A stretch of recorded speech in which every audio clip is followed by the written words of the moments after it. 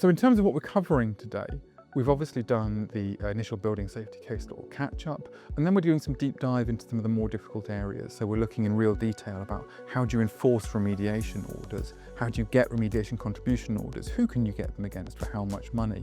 Because Landmark does a lot of crossover work, we've got our planning colleagues coming to talk about some of the planning implications of the Building Safety Act, looking in particular at the new levy that's being imposed.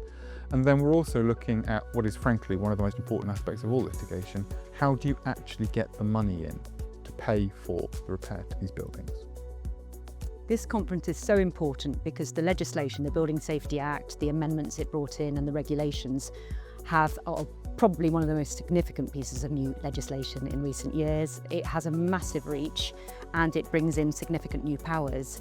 And this conference is a unique opportunity to draw the threads together because there's been a flood of new cases, unsurprisingly, given the speed within which this legislation was brought in. So our practitioners who are in the courts on a daily basis can draw the threads together, and it gives delegates the chance in the course of a day to find out where we're at in relation to the legislation.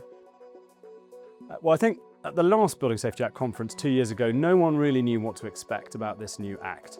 2 years on, the brave new world of the Building Safety Act is starting to take shape, and that has terrifying implications for property professionals, or it represents great opportunities for property owners, depending on perspective.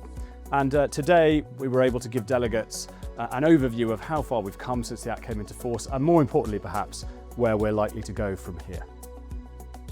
I think it has to be everyone coming together, because you have the absolute experts from those people who've been appearing in the cases, and then we have solicitors, we have clients, we have people from institutions, from all different fields coming together in this new area from their experiences, and just sharing their experiences in the refreshment breaks and over lunch, and so much learning. So I think particularly it's a whole day when everyone can join together in that process, and that's what makes it particularly special.